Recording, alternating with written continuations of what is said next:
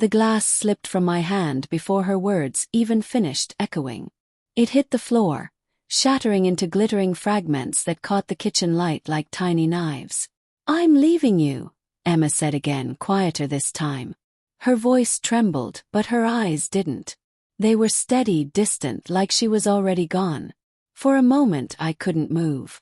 Couldn't breathe. The hum of the refrigerator and the faint rain tapping the window filled the silence that stretched between us like a taut wire ready to snap. "You're leaving." My voice came out small, foreign. She nodded. "I've been thinking about it for a long time. I can't do this anymore, Mia." Her tone was calm, deliberate, too deliberate. I'd heard her argue with telemarketers more passionately. That composure scared me more than shouting ever could. The smell of burnt coffee lingered in the air. I'd made it hours ago when she texted, "We need to talk." I'd been pacing since, replaying every argument, every cold silence, every night she turned away in bed. But hearing it out loud, hearing her say she was leaving, felt like someone had cut the floor from beneath me. "Is it someone else?" Yes. My voice cracked. Her lips parted slightly, and that fraction of hesitation told me everything before she spoke. "It's not about that," she said. My stomach dropped. "Then what is it about?"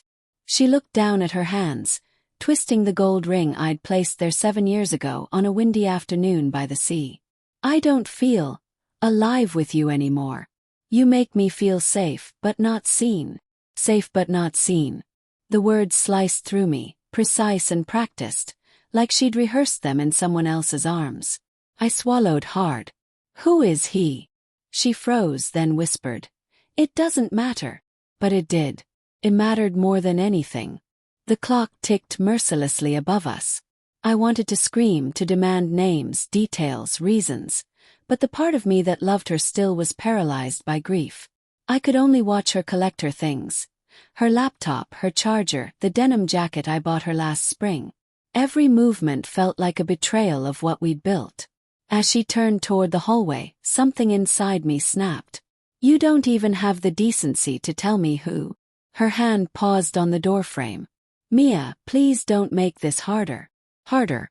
As if the woman I'd built my life around wasn't standing in front of me, ending it like a polite business transaction. "Was it that coworker?" "Yes." "The one you said was just a friend?" Her silence said yes. My knees nearly gave out. I gripped the counter to stay upright as my heart broke with a quiet, sickening precision. She sighed. "I'm sorry. I didn't mean for this to happen." "Then why did it?" Snap. "What did he give you that I couldn't?" Her eyes softened with pity, and that was worse than anger. "He reminded me who I used to be." I laughed bitterly. "You mean before you married me?" "Before I forgot how to feel," she whispered. I turned away, blinking through tears, trying to find something, anything to hold on to. My gaze fell on the stack of mail near the coffee maker. Among the envelopes was one addressed to Emma Harris, but not from work. From a name I recognized only because I'd seen it pop up on her phone months ago, followed by an emoji she'd quickly swiped away. Picked it up. My hands trembled as I tore it open. Inside was a photograph. Emma and him, Thomas, on the beach last weekend. The same weekend she'd told me she was working late. He was kissing her forehead. She was smiling in a way I hadn't seen in years. Her face went pale when she saw what I held. "Mia, wait." I threw the photo on the counter. "You weren't leaving me. You already left." The rain outside turned to a downpour, hammering against the glass like applause for the spectacle we'd become. I didn't speak for a long time. She stood there, tears finally forming, and for the first time that night, she looked unsure, small. I took a shaky breath. "You said you don't feel seen. But I see you now, Emma. I see everything." Her lips quivered. "I didn't want to hurt you. Then why keep lying?" She opened her mouth, but no sound came. I walked to the cabinet and pulled out the small wooden box we kept tucked away. A box labeled mortgage papers. Inside was something else.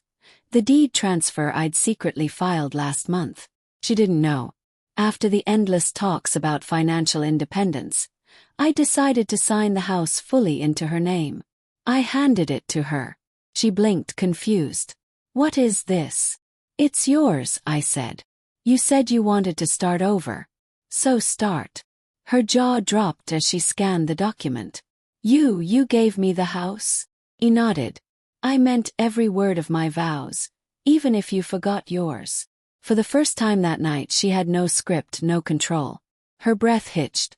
Mia, No, I held up a hand. You don't get to make this about regret. You wanted freedom. Take it. She stepped closer, tears streaking her face. I didn't expect you to just let go like this. I smiled faintly.